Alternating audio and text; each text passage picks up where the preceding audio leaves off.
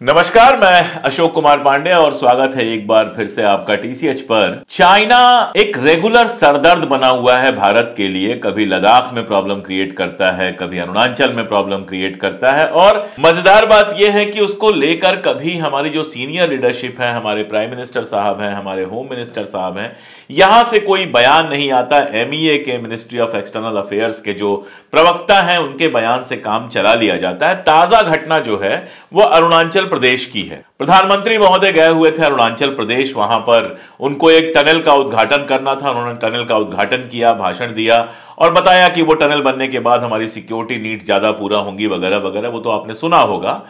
लेकिन बड़ी बात यह है कि प्रधानमंत्री महोदय जो ही लौट कर आते हैं, चाइना के मंत्रालय से एक बयान आता है और उस बयान में यह कहा जाता है कि अरुणाचल प्रदेश चीन का हिस्सा है और वहां भारत के प्रधानमंत्री क्यों गए थे। अब यह सुनना भी अजीब लगता है। अरुणाचल प्रदेश, जब से हम लोग हिंदुस्तान का नक्शा देख रहे हैं, जब से हम लोगों ने होश संभाला है, अरुणाचल हमारे भारत का हिस्सा हमेशा रहा है। अरुणाचल में हमारे प्रधानमंत्री, मुख्यमंत्री आते जाते रहे हैं और हमेशा वहां पे चुनाव भी भारतीय सरकार ही कराती है। भारतीय संसद में उसके प्रतिनिधि हैं, सारा कुछ है। फिर अरुणाचल के ऊपर चाइना का यह क्लेम सुनकर गुस्सा भी आता है, बुरा भी लगता है, लेकिन यह एक फैक्ट है। देखिए, ये पहली बार नहीं हुआ है। मैं आपको बताऊं एक घटना, ज्यादा पीछे चलने से पहले आपके सामने बीबीसी की यह खबर है 22 सितंबर 2023 की। हुआ यह था कि चीन में एशियाड होने थे और उसमें हमारी 3 एथलीट्स जो थी वह अरुणाचल प्रदेश से चुनी गई थी।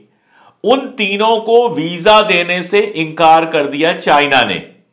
भारत सरकार ने उनके लिए वीजा अप्लाई किया ही होगा, ऐसे करते हैं खिलाड़ियों के लिए, और उनको वीजा नहीं दिया। कहा कि अरुणाचल तो भारत का हिस्सा है ही नहीं, फिर अरुणाचल की खिलाड़ी कैसे भारत की तरफ से भाग ले सकती हैं। उस समय भी विदेश मंत्रालय का बयान वगैरह आया, लेकिन वो बड़ी अजीब सी स्थिति थी कि भारत के नागरिकों को चीन ने यह कह के वीजा नहीं दिया कि ये भारत के नागरिक नहीं है, ये तो चीन के नागरिक हैं क्योंकि अरुणाचल हमारा हिस्सा है।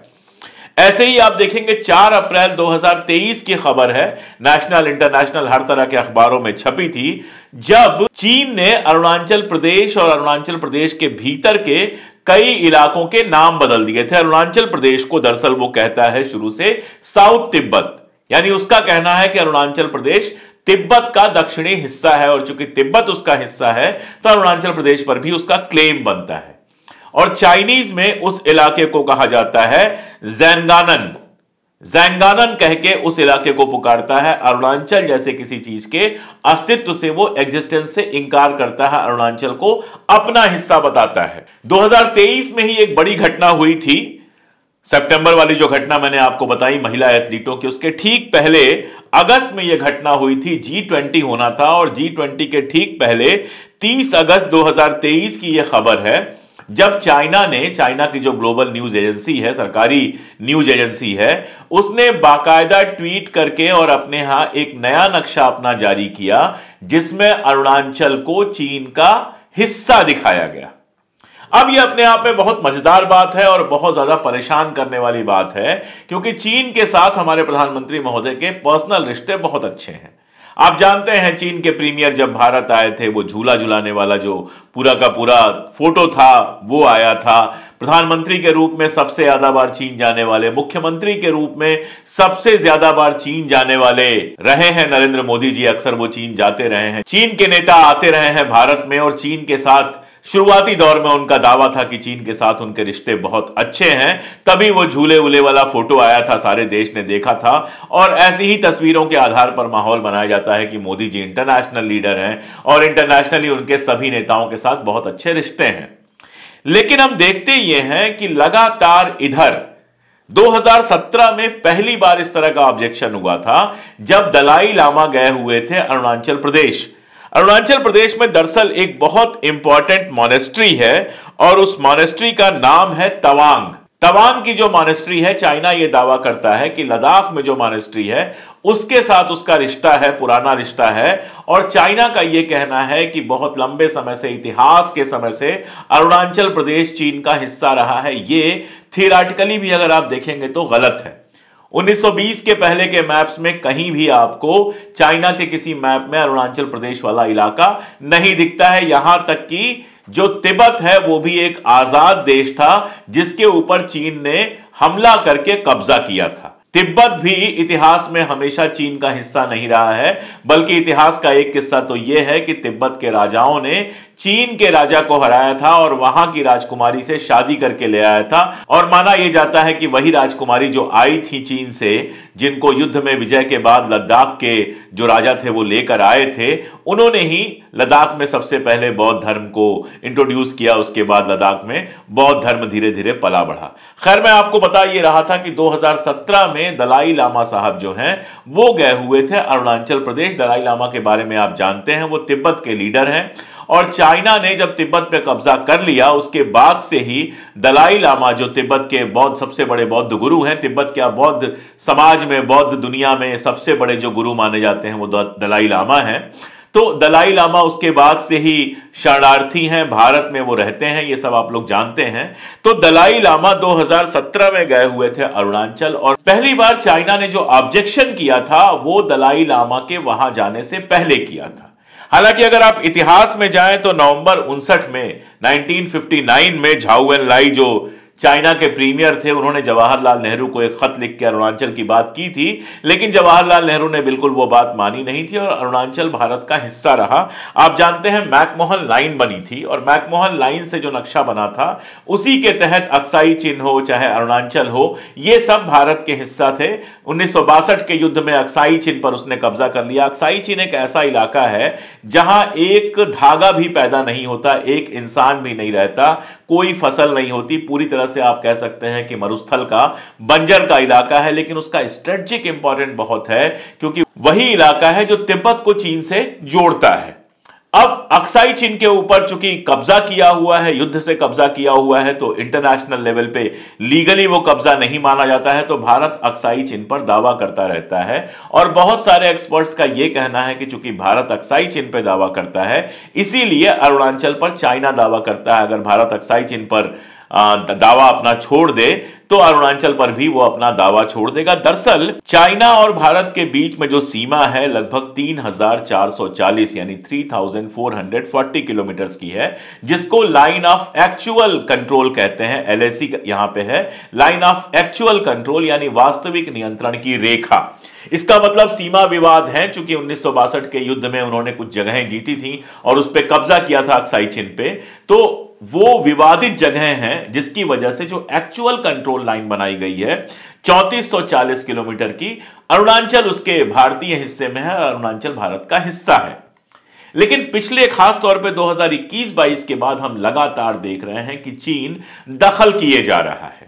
मैं आपको बताऊं कि जुलाई 2022 में यूनाइटेड किंगडम यानी ब्रिटेन के एक एजेंसी ने, जो रिसर्च एजेंसी है, उसने कुछ चित्र जारी किए और उसने पहली बार बताया कि अक्साई चिन के इलाके में एक्सप्रेसवे बना रहा है चीन, नई बस्तियां बना रहा है और नई रोड्स बना रहा है, जिस पर भारत ने ऑब्जेक्ट किया था क्योंकि अक्साई चिन के ऊपर हमारा क्लेम है। लेकिन उसके बाद से भी हम लगातार देखते हैं कि अरुणाचल की सीमा से बिल्कुल सट के कई बार खबरें आती हैं उसने गांव बसाए हैं, सड़कें बसाई हैं वगैरह वगैरह। और सिर्फ यही का मामला नहीं है, मैं लौटूंगा यहां पर। लद्दाख के बारे में आप देख रहे हैं कि लद्दाख में लगातार खबरें ऐसी आई हैं कि चीन का कब्जा बढ़ता जा रहा है, चीन आगे बढ़ता जा रहा है। सोनम वांगचुक को लेकर आजकल खबर चल रही है। आज जब मैं ये वीडियो बना रहा हूं तो 12वां या 13वां दिन है उनके अनशन का।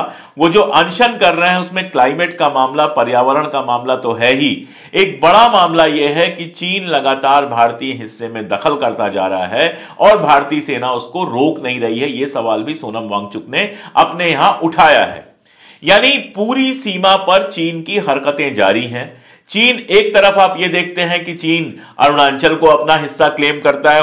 2021 में एम वेंकैया नायडू जो उस जमाने में उपराष्ट्रपति थे वो गए थे, तो उस समय भी ऑब्जेक्शन किया था चीन में। अब प्रधानमंत्री हमारे गए हैं तो भी वो ऑब्जेक्शन कर रहा है। नक्शा नया जारी कर दिया जिसमें अरुणाचल प्रदेश उसका हिस्सा दिखाई दे रहा है और ये खबर अब इंटरनेशनली लगातार आ रही है। ये वाली जो प्रधानमंत्री की यात्रा और उसके बाद उसका ऑब्जेक्शन और उसके बाद भारत की जो MEA है, मिनिस्ट्री ऑफ एक्सटर्नल अफेयर्स, विदेश मंत्रालय, उसके प्रवक्ता का जो बयान आया है कि अरुणाचल भारत का अभिन्न हिस्सा है, वो हमेशा से हमारा हिस्सा है और रहेगा। ये सारा कुछ इंटरनेशनल मीडिया में भी लगातार आ रहा है। मुझे आश्चर्य हुआ कि टर्की की जो न्यूज एजेंसी है उस एजेंसी में भी यह खबर छपी हुई है। यानी ये छोटी खबर तो नहीं है। अब देखने वाली बात है कि एक तरफ लगातार दावे होते हैं कि दुनिया भर में हमारा डंका बज रहा है, दूसरी तरफ जब चीन इस तरह की हरकतें कर रहा है, चीन जब अंदर घुसने की बात कर रहा है और यह सारा कुछ कर रहा है, तो आमतौर पर हमारे प्रधानमंत्री महोदय खामोश रहते हैं।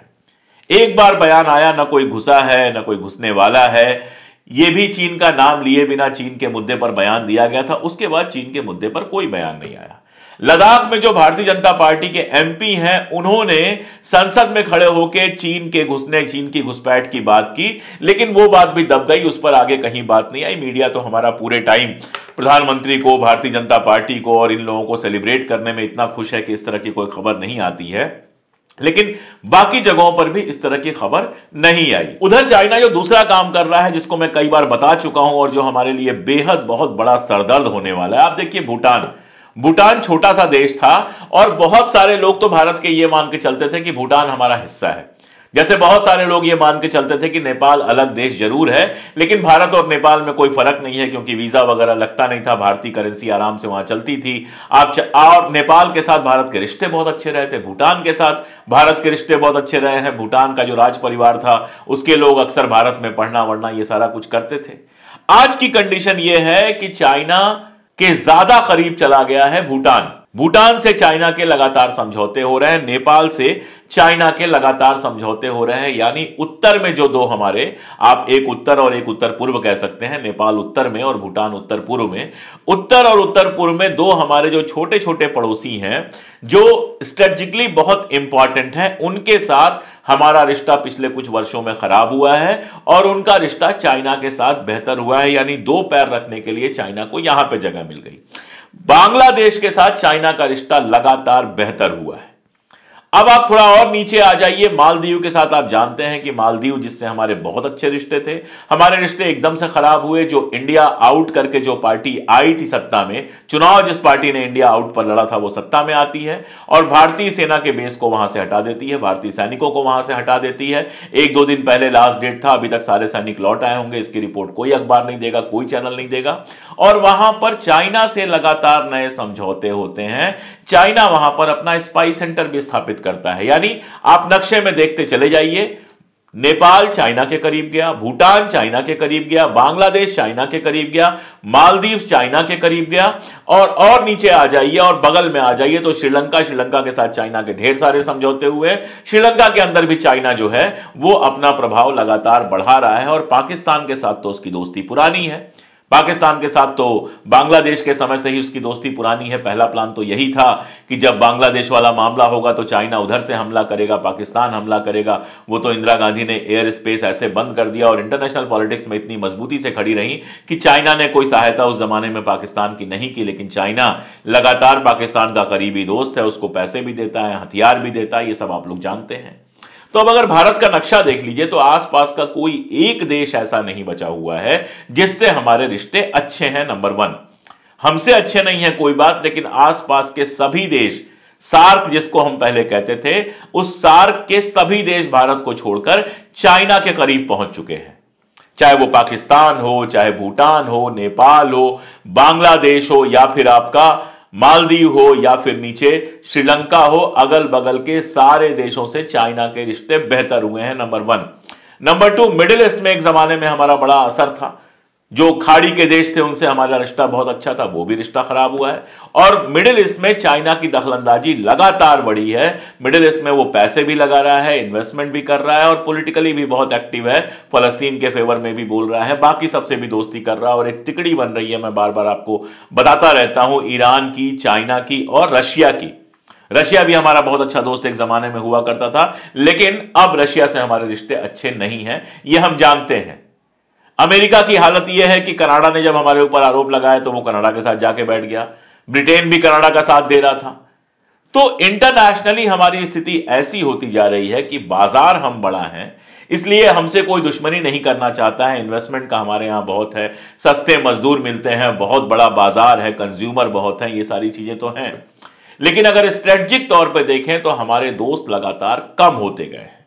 आसपास पड़ोस में तो हम लगभग दोस्तों से खाली हो गए हैं, जिसको कूटनीति की भाषा में, विदेश नीति की भाषा में ऑल वेदर फ्रेंड कहते हैं, जैसे चाइना और पाकिस्तान, कि चाहे कोई भी सरकार आए, कोई भी जाए, कुछ भी हो, वो देशों की दोस्ती हमेशा बनी रहती है, वैसा ऑल वेदर फ्रेंड कम से कम हमारे साथ ये था।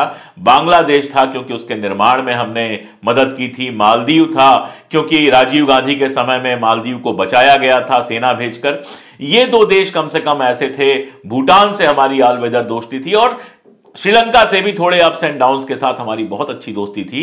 वो सारी दोस्तियां आज खत्म कर दी हैं। सार्क का जो मंच है वो लगभग खत्म हो चुका है और उधर चाइना लगातार लगातार लगातार हमारे इलाके में दखल कर रहा है या दखल करने की कोशिश कर रहा है, जिसका सरकारी जवाब देने के अलावा कुछ और फिलहाल हम नहीं कर रहे हैं।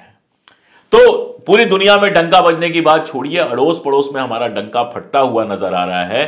और चीन को लाल आंख दिखाना तो छोड़ दीजिए, हमारे नेता चीन का नाम भी नहीं ले पा रहे हैं। देशभक्ति के नारे लगते रहते हैं, दुनिया भर की बात होती रहती है, नेहरू जी के ऊपर सारे आरोप लगाए जाते रहते हैं, लेकिन अपने समय में चाइना को रोकने के लिए कुछ भी ऐसा नहीं किया जाता है कि लद्दाख में या बाकी जगहों पर उसके लगातार दखल को रोका जा सके। यह एक चिंता का विषय है, सोचना चाहिए इस पर, क्योंकि केवल नारों से देश नहीं चलता। नारों से लोग वोट दे सकते हैं, नारों से सरकारें बन सकती हैं, लेकिन देश चलता है एक शानदार विदेश नीति से, दुर्भाग्य से जिसका अभाव दिखाई दे रहा। आज के लिए इतना ही, आगे ऐसे मुद्दों पे और भी बात करते रहेंगे। शुक्रिया।